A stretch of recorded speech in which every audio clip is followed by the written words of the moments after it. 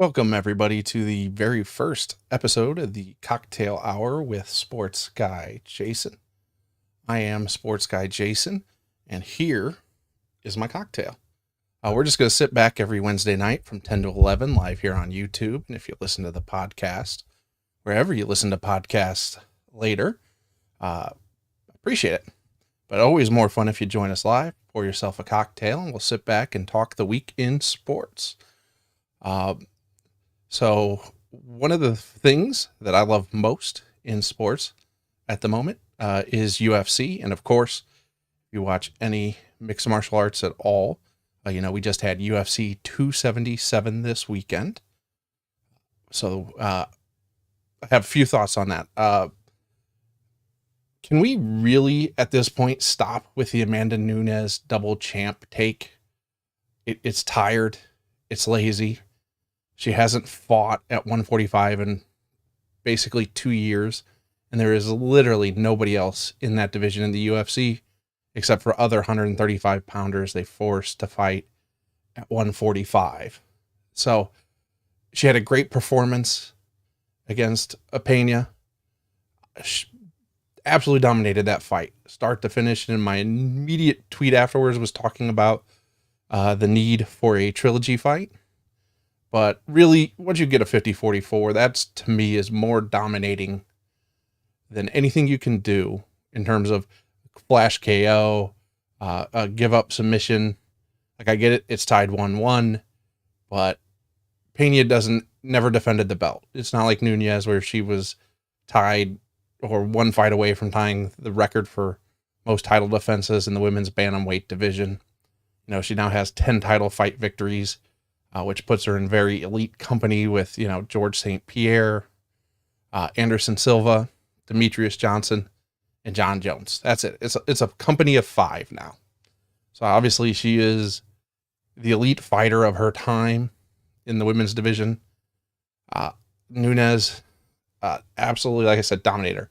Whether it was on the feet, dropping her multiple times in round 1 and 2, or just taking her down and controlling her from top position. Other than that armbar attempt, that was pretty deep by Pena, other than she kind of slid the wrong way to lock it in. So, it is a really great performance, but I don't need to hear about the double champ anymore.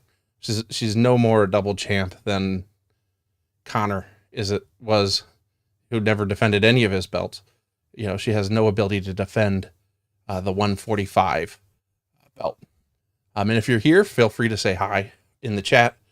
Throw up any comments or questions you may have. I'll be happy to take them. Even if you want to just tell me what you're drinking on. For me, it's the classic Captain and Coke. If it's not broke, why fix it?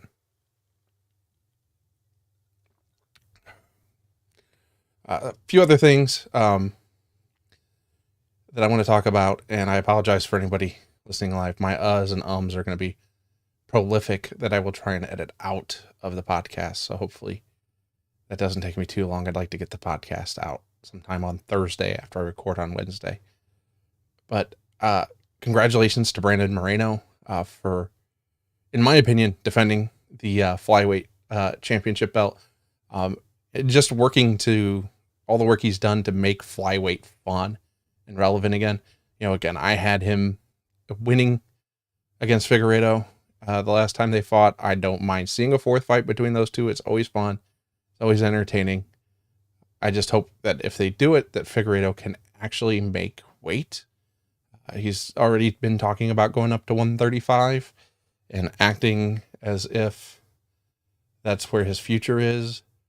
So hopefully that fight happens. If not, like I said, in my opinion, he already defended it. He doesn't need the interim flyweight championship label slapped on there. There's no reason for that. And hats off to Kai Kara France. It was a really close fight through those first 2 rounds.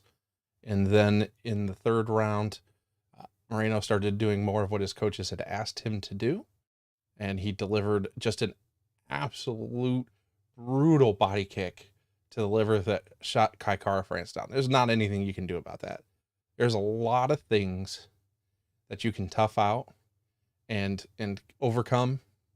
Once your liver shuts you down, the toughest person in the world ain't coming back from that. You're just gonna shut down, curl up in the fetal position, and take whatever shots the ref makes you take to realize that the fight's over. Really kind of disappointed I'm going through this pretty fast. I had a good series of notes, but I don't think I'm going to stretch this out as long as I'd like. So hopefully if somebody's here, they can hop into the chat with something they want to talk about. I do know I have some other things at the end that I'll rant a little more about than what we've got going so far. Definitely not a great first episode.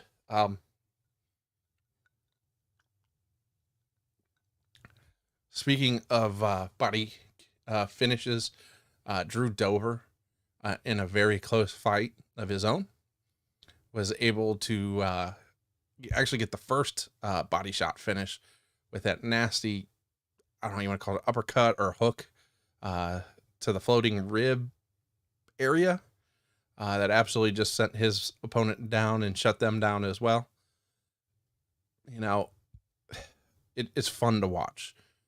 As a fight fan, it's fun to see these guys put game plans in. And Dober and Moreno had both invested into the body prior to the finishes. It's not like it was a one shot and done. It was an accumulation of punishment to the body that caused those finishes. So, you know, both of them deserve credit for that.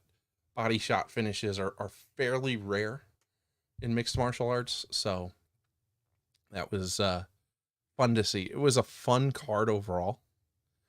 You know, speaking of the flyweight championship picture, obviously Pantoja went in there Saturday, determined to prove he was ready for his title shot as well. Now, kind of some of it's shame on him. He had a chance in January to fight for the title, but wasn't ready. So when he got pushed back, that's what allowed for the trilogy between Moreno and Figueiredo, and allowed for the quadrilogy chalks to start up because of how razor thin that fight was. But, you know, Pantoja was next in line, wasn't ready for whatever reason, whether it was weight, whether it was health. He wasn't ready, but he came out there Saturday and was determined to show that he was ready for his title shot as well. And he went out there quick, pushed forward, you know, landed a couple of quick shots. Hill picked his guy, got him to the ground as he was trying to scramble up. He took his back, choked him out almost as quick. I probably talked about the fight longer than the fight took. So he definitely is ready for his shot again at 125, and he's earned it. You know, it's just, unfortunately, he's kind of in the situation with the interim championship where Figueiredo is ready to go. Unfortunately, that's going to push him back and either force him to fight one more time or just wait. And that always gets to be the tough question for these folks is, do you wait? Do you take another fight? Do you risk losing your spot? It's tough to say. And I'm not one of those who's a huge fan of the interim championships. Like I said, in my opinion, Moreno was the reigning defending anyways. So I didn't have as much of an issue with that one. But speaking of people who probably passed over a certain title shot for an interim title shot and it didn't work out, for the love of God, Dana and Hunter, please stop booking Derek Lewis to fight in Texas. You know, I get it, he's getting a little older, but in the heavyweight division, he's not old by any stretch of the imagination. The stoppage Saturday can be debated. As Dana said, it was probably early. A lot of those punches didn't land. They looked like they were, but they weren't. But again, usually in Dan Miragliotta's defense, when the fighter falls forward, that's usually an automatic stoppage. It's not even a question of if or when. It's usually automatic. And I get it, Derek Lewis pounced right up and was looking good. But honestly, you know, he was probably going to take more punishment sitting there on the ground. He wasn't going to necessarily get his chance for the finish or to come back. I don't think that was happening. I don't know. No, you know, I know he was working with his new camp. He was out there just slinging it like always, though. You know, we saw in his fight with Tai Tuivasa, there is a wrestling element to Derek that he can use and just chooses not to. And given his size, there's a lot of value in that. But again, this is 3 straight fights in Texas. Obviously one being the interim title fight against Cyril Gane, uh, where he got stopped, fight against Tai Tuivasa, where he got stopped, and the fight Saturday where he got stopped. It's not a good run. Obviously, he's not in any risk of being cut by the UFC. Used to be once upon a time, 3 straight losses. It was almost a certain death sentence. But again, he sells tickets. He sells pay-per-views. He's not going anywhere. This isn't a merit-based system 100%. Some of this is strictly business, and he's good for business even when he's losing. Just stop with Texas. There's some times where a fighter is fighting at home, they're going to put extra pressure on himself. And that, I'm hoping, is the case. I hope we're not at the end of the Black Beast era. And I don't think we are, given the division. But I really, really just don't want... I want to see him fight somewhere besides Texas and see if that gets him up back in his winning ways.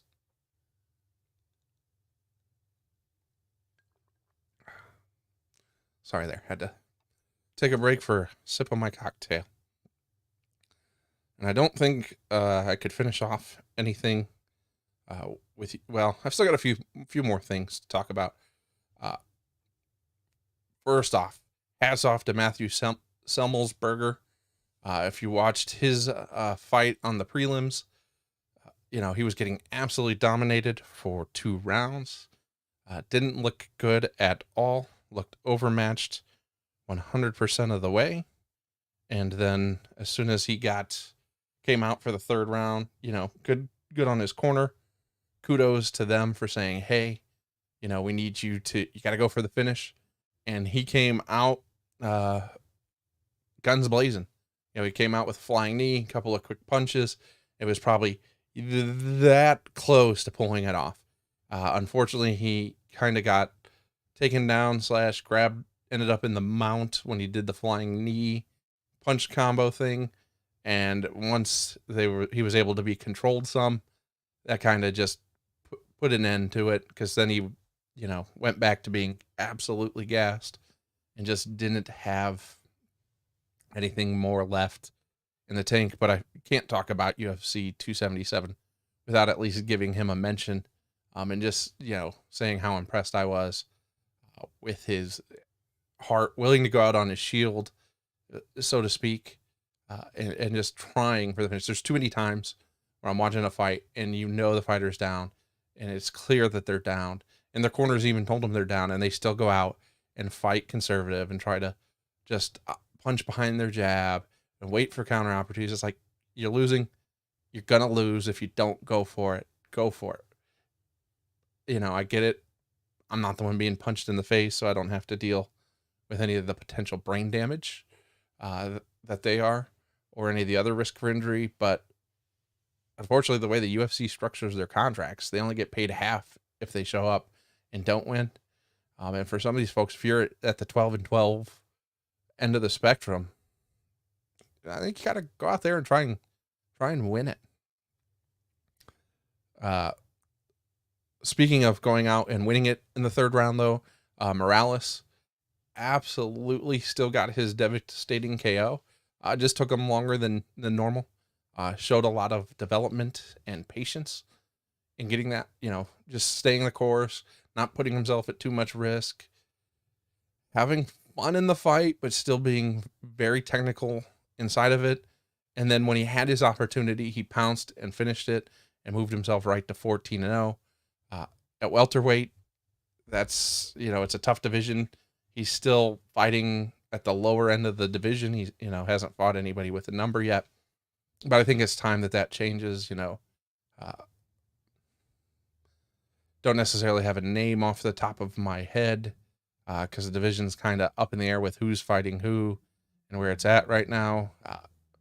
Headlined with the title fight at UFC 278, and then who should be the next contender for the title, fighting an unranked opponent on a 3-fight losing streak at UFC 279 in the headliner. And we'll talk about that on another day. But, he's there. He's on that cusp. There's a handful of guys I know they're talking potentially that they're finally going to get Masvidal and Burns booked. So that takes another couple of guys off of the belt. I'm going to pull up the welterweight rankings real quick and give you somebody who I think would be a good. Stephen Boy Thompson would be a good one. I think it would give him a good challenge without being too far. Michelle Pejea could be a real fun one. But again, that's another younger guy, in air quotes, that's looking to prove himself. I mean, he's got 39 fights, so he's not necessarily the younger one. I know Vicente Luque's booked. Chiesa, if he's ever healthy, maybe we'll see something there. Like I said, I think Stephen Thompson is the one that really comes to mind as a good one. Gives him a good striking showcase. Gives him a chance to show if he's for real or not in that division and move on up. So, and then I think I can't end any discussion of UFC 277 without talking about it being the third week in a row where an injury has just absolutely ruined a fight on the main card. This time it was Anthony Smith, and that follows Tom Aspinall, which follows Brian Ortega. At first we didn't know what it is. Now we know it's a broken ankle for Anthony Smith from one of the kicks. Don't know if it was one he checked or if it was one he doled out. But again, that's just 3 straight weeks with injuries, just ruining what should have been good fights, because it was a relatively close fight up until that point. So let's wish all those guys speedy recoveries. Let's knock on some wood. I'm knocking through the mouse pad on my computer desk, so it didn't really knock well. But let's knock on wood that we end this injury streak this upcoming week. I really don't need any more main events being ruined by injuries. Sorry there. Kind of pulling up this week's card, which is Vera versus Cruz. We'll go over that real quick and see. Oh, wait. That's the 13th. Do we have a... Oh, no. This week's Santos versus Hill and the Ultimate Fighter finales. That's right. That's right. We're at the Apex this week. I've kind of grown to like the Apex. It's fun seeing the fight nights at real crowds again, with real crowds, and it absolutely should happen. Oh God, at 10 o'clock at night on day for a fight night card, that is just awful. Not even excited about that. But is a good card though. I mean, obviously, Thiago Santos is a huge step up in competition for Hill. So we're going to see how good Hill is Saturday. He's a huge favorite, huge being relative. It's minus 275. So it should be fun. But I just can't see counting out Thiago Santos, given that he does have a split decision loss to John Jones. I think that's just a little bit much of the hype. Like, I know Santos isn't on the greatest streak of his career right now, but I know, again, he beat Johnny Walker. He lost to Ankalaev. He lost to Drakic. He lost to Teixeira. He lost, Jones, Teixeira. These are all the very top of the light heavyweight division. Before Jones, he had beat, had 3 straight TKO finishes against Anders, Manoa, Blachowicz, former champion, and a decision over Kevin Holland. He's got wins over Anthony Smith, Jack Hermanson, Mershkar, Nate Marquardt. I feel like this is a guy who's being counted out in just a little undermined. Like, I get Hill's hot, and he looks very dangerous on his feet. You cannot underestimate how dangerous he is on his feet, but I feel like it's just being a little disrespectful. Doesn't all I see are 6 fights on this card. Now this could just be the main card here on the UFC page. You do have the 2 tough finales. So Zach Hawuga versus Muhammad Usman. So obviously Kamaru's brother. Hawuga, I think, is going to be a much better light heavyweight fighter. I think has a very real chance to beat Usman in that finale, but I think his ultimate division will be light heavyweight, even win or lose, because I think they're going to move him. They both end up with contracts out of this. They always make a big deal about winner gets the 6-figure contract, which is just like a 7-fight 12-12 with a little bit of signing bonus on it. So, if you fight all the way through it, then it's a 6-figure contract. If not, then you don't get the full 6 figures. Miller and Walker, I don't know as much about. I haven't watched a lot of the tough season, so that'll be good to see.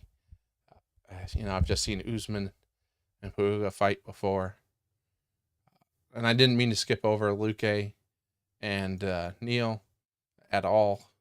Again, they have Luque as the minus 180 favorite, and I know that Neal might have lost his last one. Maybe last 2.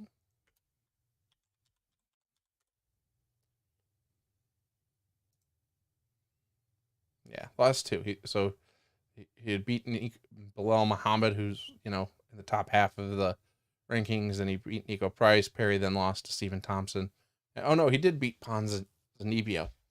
I don't know how I forgot about that one. But that was a good fight by him. I know Vicente Luque just lost his most recent one. But it was a close decision, and they left him at number 6 in the ranking. So that has, it was a decision to Bilal Muhammad. But somehow he sits number 6. And again, before that, he had beaten Chiesa, Woodley, Brown, Price, lost to Thompson, lost. So, it'll be a good fight. I really think it'll be a fun one. I don't, and I don't ever have an issue if the odds are minus 180 to plus 155. I feel like that's a fair assessment there. I think you could make some money betting on Jeff Neal anytime he's in the plus money, because I do think he'll have the potential to take Luque down, hold him down, and do some ground and pound damage there. Keep that one moving. Got Ariana Lipski versus Caheo. No, I just mispronounced that. Only minus 175 for Lipski. I know she's up and down throughout her career. That's just kind of what she does. But I feel like she's been on a little bit more of a win tear lately. No, 2 wins, 2 losses, then a win. 3-7. I feel like she's one of those people that I always remember her good fights and just immediately dismiss her bad fights, and it really costs me money betting on her that way.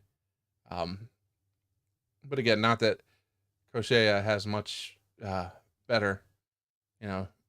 She beat Kim in her last fight, lost to Robertson, beat Mazzani and Dobson, lost to Carolina, and both lost to Molly McCann. Somehow she got to fight Valentina Shevchenko. That's how interesting some of the fight making gets to be at 125 right now in that women's division. It is just not in a great place. And then you have Sake versus Spivak. The heavyweights, I've essentially never bet on the heavyweights. Sakai is plus 205. Spivak is minus 245. I feel like it's going to be a closer fight than that.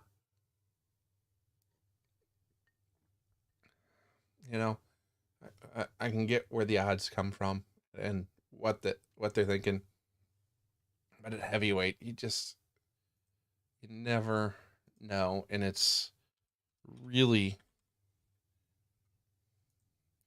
just for 2 guys who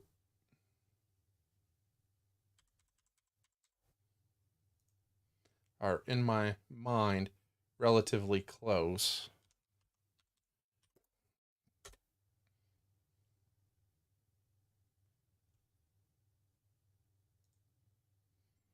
I feel like you're just not gonna a plus or minus 200 doesn't get you anywhere in my book, and I definitely won't be betting that one either. Uh, I just hate 10 o'clock cards. I really hope that I'm reading that wrong, and that's not the case, because that's just absurd. I I hate that pay-per-view start at 10 p.m. Eastern, and I feel even worse for the European fans who were basically up until breakfast time watching the fights. I get it; it's so they can get the West Coast viewers and the West Coast dollars. But you tell me you couldn't get those West Coast dollars at 5 instead of 7? Like, you can bump it up a couple hours, make it a little better for those of us on the East Coast, and just a hair better for those over in Europe. Doesn't seem like it would be very tough to make happen. But, is what it is. And really, for a fight night, I hope that is absolutely wrong.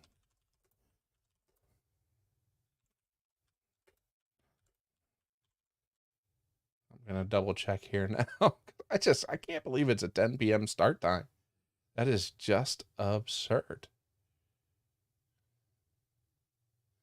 I know there are prelims for it. I didn't look them up because I'm just going to skip the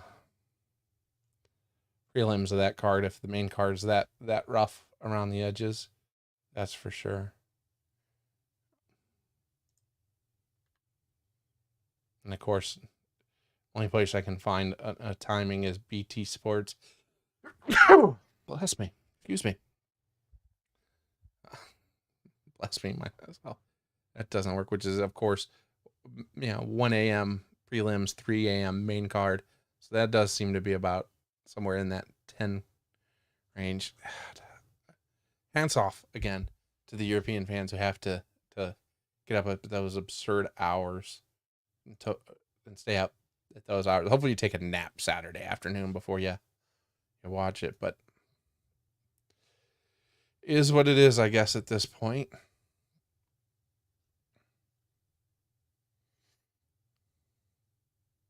Oh, we do get Sam Alvey on the main prelims. Takashi Soto. Ooh, I forgot about Terrence McKinley. Why is he fighting Eric Gonzalez on the prelims of a fight night card?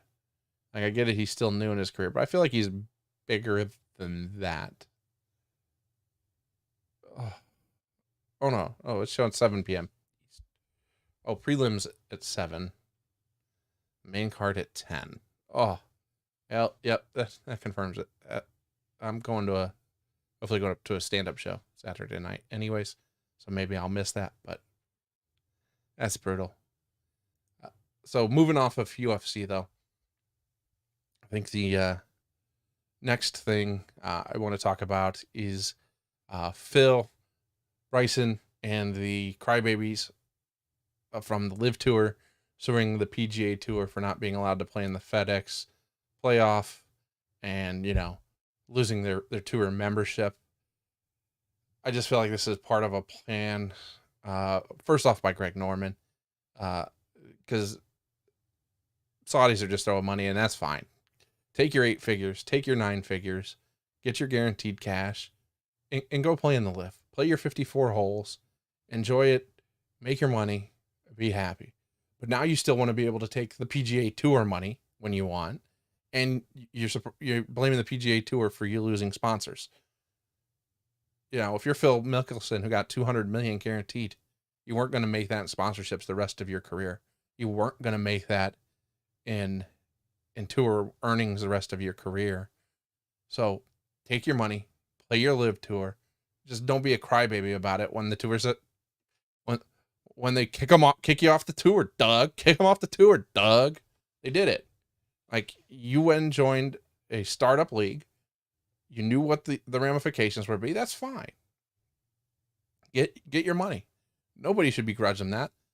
Get your money. But then don't don't be a crybaby and go to the courts when you're kicked off the tour. Like, you knew there were going to be consequences.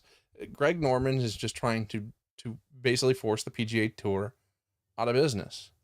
And, you know, it's not a new feud between Greg Norman and the PGA. He's had it in for him, you know, and again, some of it's fair, you know, but you won the British Open twice, had 20 PGA Tour victories, you're in the World Golf Hall of Fame. At some point, let it go. You're done fine. Enjoy retirement, but no, you still want to blame the PGA for you not making as much money as you thought you should make. Well, guess what? You know, good, bad, or otherwise, PGA Tour is an individual sport, and you have to earn every paycheck you get, which is something the LIV is taking away. And Tiger said it as well as I can. If you're going to be guaranteed that kind of money, what's the incentive to go out and practice? You know, you're only playing 54 holes. Like, there is something to be said for the physical grind and winning after 4 days, 72 holes worth of competition, showing who's the better player. And again, I don't begrudge them their money, but don't be so, you know, you made your decision, go away. And then they're under no obligation to let you play. PGA is a private entity. So, you know, they're going to sue for antitrust. They're going to lose. Sports leagues have always been protected against that. You know, you see it in MLB, in the NHL, in the NBA, in the NFL. They're pretty protected entities because of the nature of the way sports leagues have to work. So, good luck with that. You've got piles of cash. Go let it soak up your tears. Why do you want to take more? Like, just do your thing. Play golf like 12 times a year, and be happy.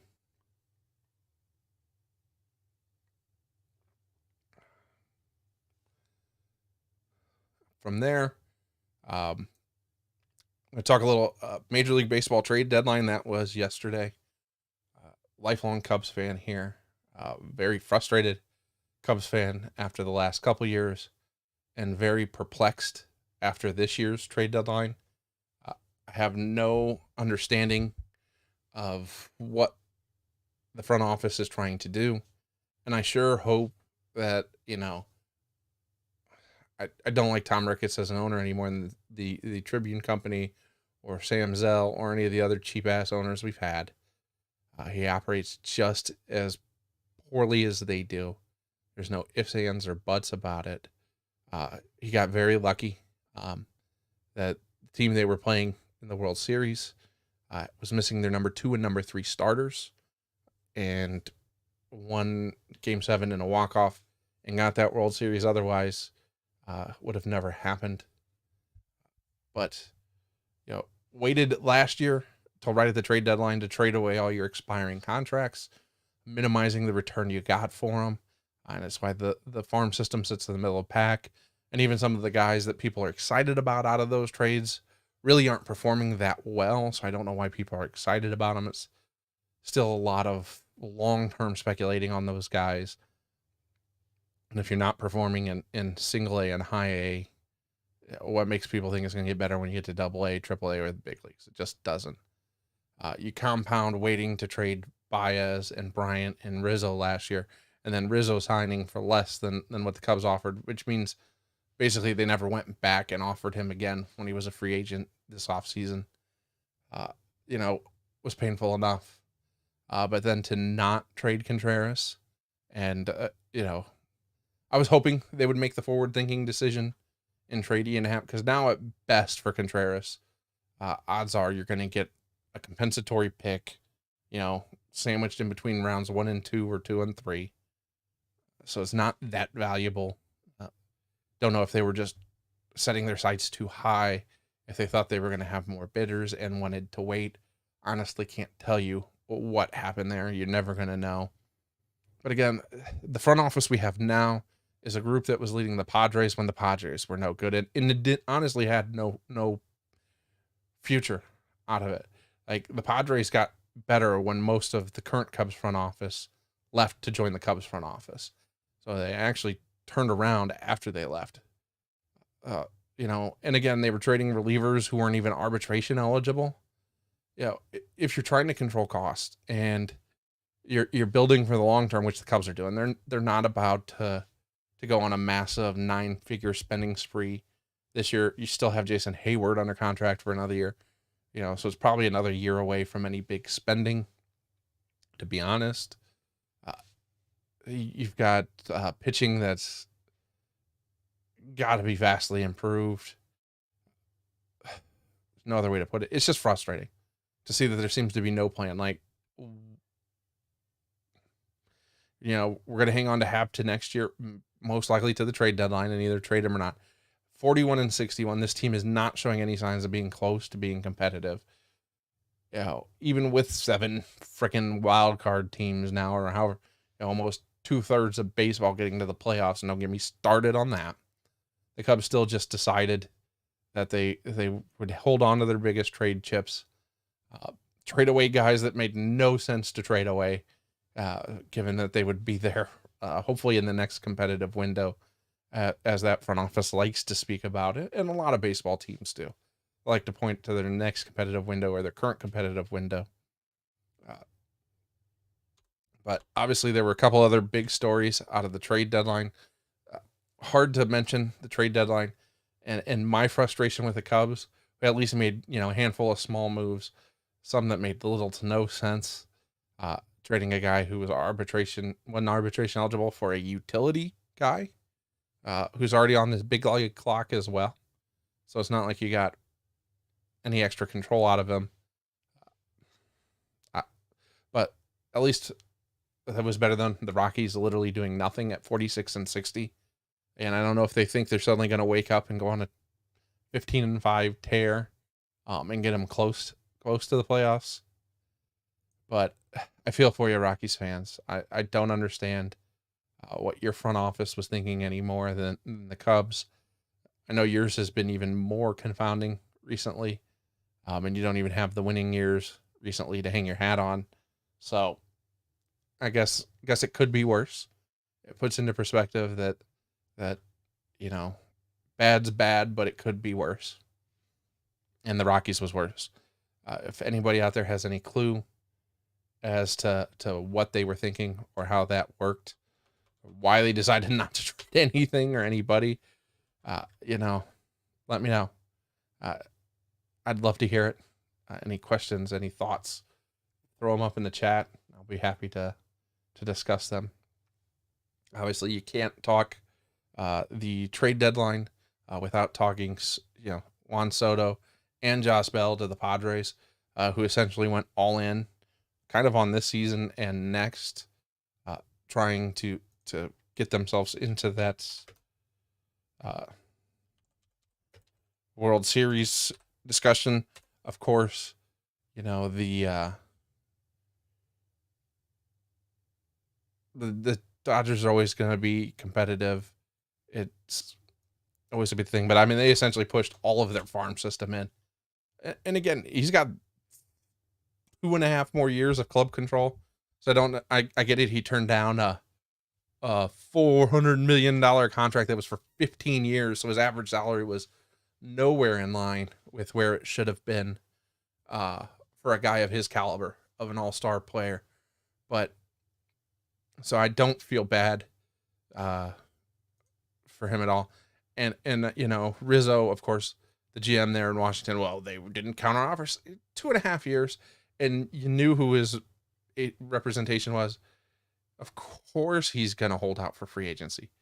That's what is going to happen. And so it's going to be every single time. And again, realistically, if he hits the market in a couple of years, you're looking at a $500 million player. Why, barring major injury, that's where he is headed. So hats off to the Padres, who now have, you know, a really formidable lineup. They actually have some good big league pitching as well. So I think I don't like to call uh, any team World Series favorites this early because it's just hard to tell in baseball. One or two big injuries uh, can make a huge difference. But, you know, they're in that discussion. They're in the short list for sure with the Yankees, with the Dodgers. Uh, I think those would be my top ones. I mean, again, and they didn't just pick up Bell and Hill. They picked up Harder for the back end of their bullpen. So they just keep adding more depth. Their rotation is insane. It's Clevenger, it's Darvish, it's Manaea, it's Snell, and Musgrove. Like, those guys are all ones or twos in a rotation. So of course they're going to be your top ones, and they've got good grief. Will Myers, Juan Soto, Manny Machado, Josh Bell, and of course they've got the injury guys coming back. You got Drew Pomeranz, you got Fernando Tatis Jr. They're there on the short list. Of course, they're not the only contender who I think did a good job shoring up their roster for the stretch run. I think obviously the Yankees, lead all of baseball, tied with the Dodgers in wins. But what they added to their rotation and to their bullpen to shore that up, the stretch run to go with their offense is just going to be tough to match come October. I think they'll be in good shape. I left the Astros out of the World Series discussion earlier. I think it's hard to count the Astros out still too. I would really hate to do that. And going over to the American League West is in trade deadline speculation and rumors and lack of movement. You have to talk about the Los Angeles Angels. It's just hard to understand what Art Moreno and his group are up to there. They literally have the most unique player in baseball and the best player in baseball, and they're routinely at the bottom of the division or one spot from the bottom. Like, Mike Trout's career has been wasted in Anaheim, and so far, so is Shohei Ohtani's. Like, I don't know.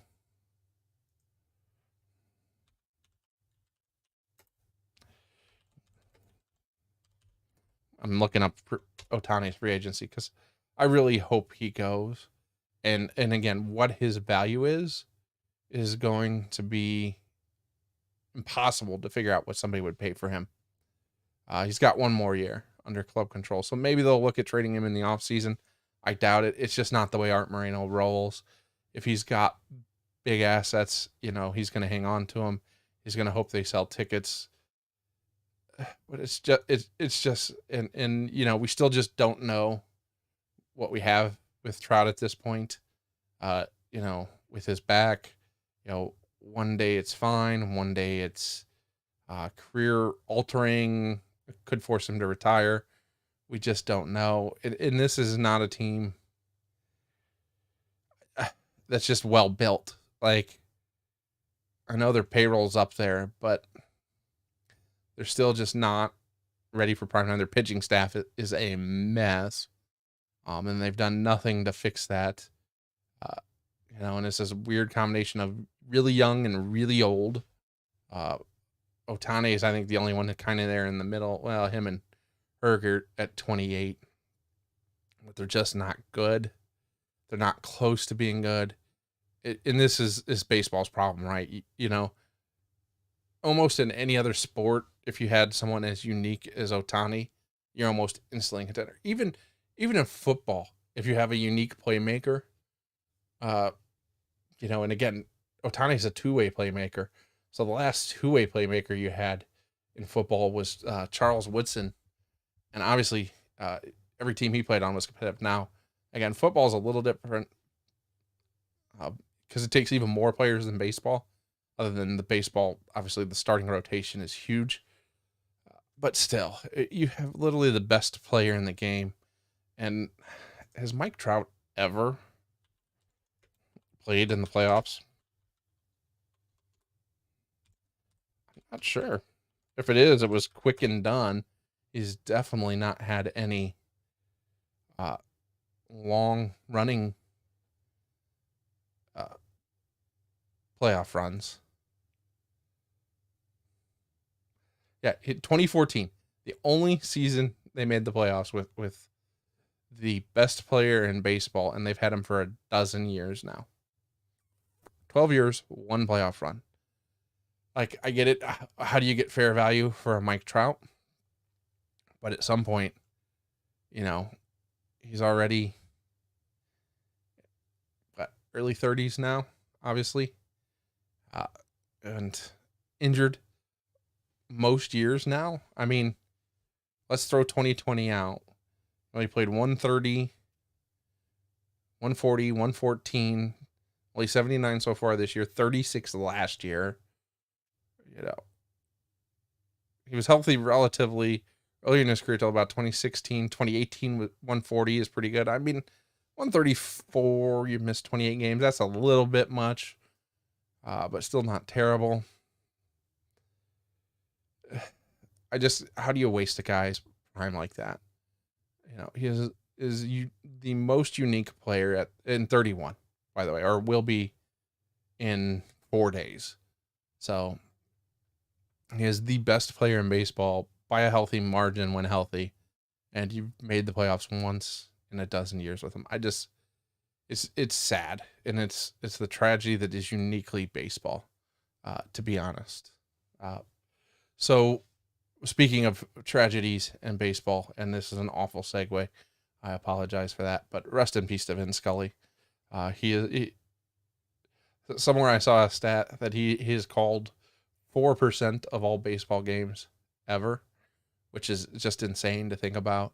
I mean, he was a true baseball man in every sense of the word. And we're running out of these guys who were those long time broadcasters. There's still some around, don't get me wrong. But the way that the cable channels are working and they're churning and burning the booths a lot quicker than they used to, the days of a Vin Scully, Jack Brickhouse, Jack Buck, Harry Carey, Bob Uecker, the days of those guys, Ron Santo. Days are coming to an end, unfortunately. Even Steve Stone had to change booths because of some whiny, cryy players with the Cubs. They didn't like that he was speaking the truth. But Vin Scully really was, essentially the voice of baseball for a while there. And a fantastic one at that. He was a true Hall of Famer in every sense of the word.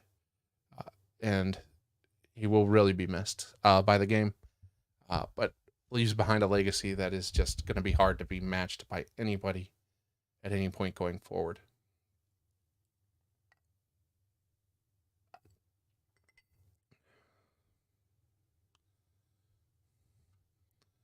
All right. 12 minutes left, so made it farther than I thought I would today. I stretched, I dragged. I promise to be more prepared going forward. I will try and have, the first time doing a podcast of any kind in a while. First time doing a solo one and even longer. And so, again, it'll be a little learning curve getting back to doing this. But I promise I'm going to try and do an episode every Wednesday night, live 10 to 11 on YouTube. Cocktail Hour with Sports Guy Jason. That's the name of the YouTube channel. You can find me on Twitter at Sports Guy Jason. That's really the social media I use the most. I'll share it on my Facebook, but I don't really post much there. And I think it would be hard to end this week without talking about the absolute absurdity of Deshaun Watson being initially handed a 6-game suspension. Sue L. Robinson is right that the NFL kind of is reactive than proactive to situations like this.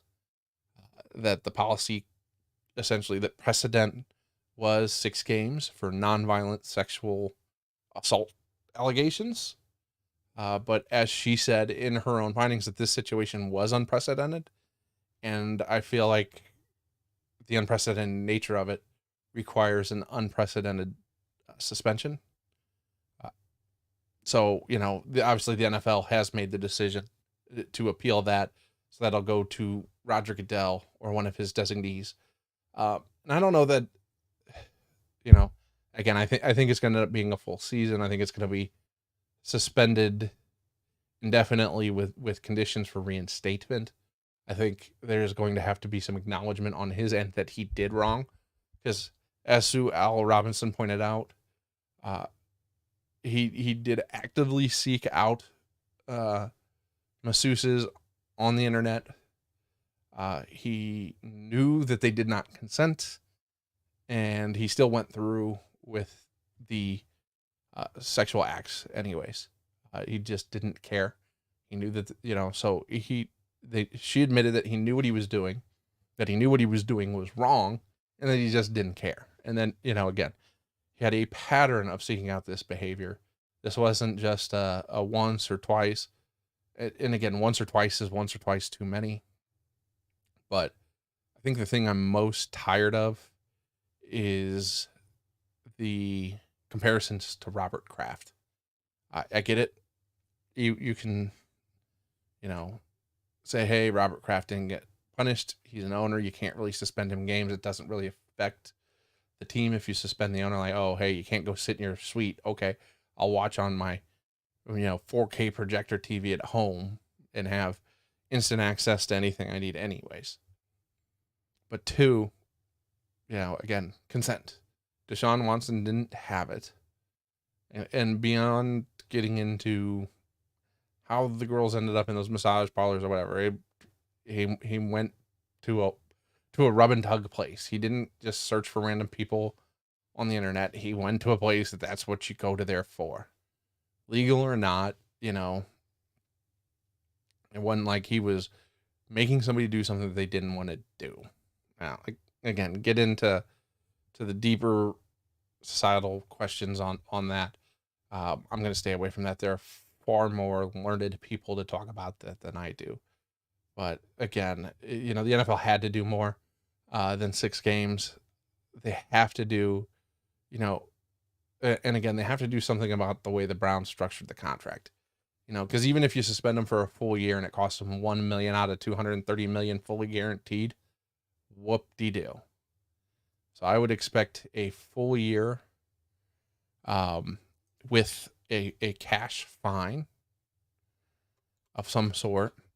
I don't know if they'll go as aggressively as I'd like to see, which is for a $45 million fine. Take his full $46 million salary for the year. Like, look, no, we're not. You may have chose here because they did this for you. Because again, he wasn't going to the Browns until they guaranteed all 230 and structured the contract. So basically, if he got suspended for the full year, because he knew he was getting suspended for at least part of it, that he would lose the minimum amount of money. And shame on Jimmy Haslam. And again, all of this for a guy that many people call elite as a quarterback. But mind you, he had guys like Will Fuller and DeAndre Hopkins and J.J. Watt, and was still only 28 and 25 as a starter. I know there were years where J.J. Watt was hurt. I think the last year he played, Hopkins got traded. I can't remember if that was that year or if it was the year he sat out. Because let's not count last year towards the suspension, because that wasn't about that. That was about him not wanting to be in Houston. And Houston basically said, okay, you don't want to be here. We're not going to have you be here. And he collected his full $10 million for that. Like, he went on the exempt list. That was a decision by him and the Texans for him not to play. He made that decision. But again, the man is 28 and 25 as a starter. He's not one of these guys whose worst seasons is 9-8 and had a 15-1 season somewhere in there. The elite quarterbacks in this league are not 500. They're not, 1-2 playoff career. I know he only played 4 years, but that means he only made the playoffs 2 out of 5. So it's not like he's running away with it. And I know his last year as a starter was just absolutely horrid. It wasn't like he was playing well there. But, again, we're not going to, I don't know. He's had 2 4,000-yard throwing seasons. Again, 2020, he had 4,800. But again, 38-50, 41-65, 26-12, 26-9, 33-7. 62 sacks, 44, 49. The guy's not, in my opinion, I wouldn't call him elite. I know when you're desperate for a quarterback like the Browns have been and continue to be, you're going to take chances.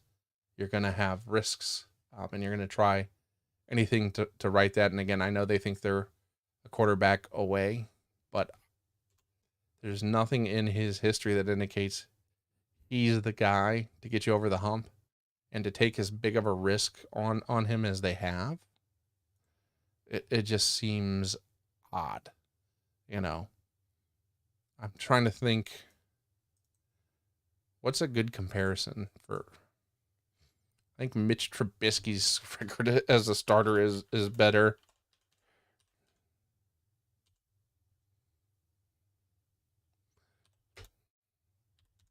Than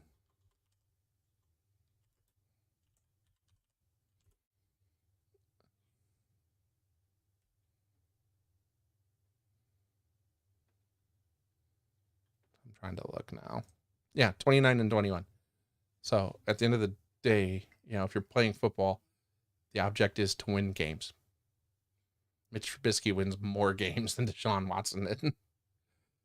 I'm not making bank on either of them being great this year.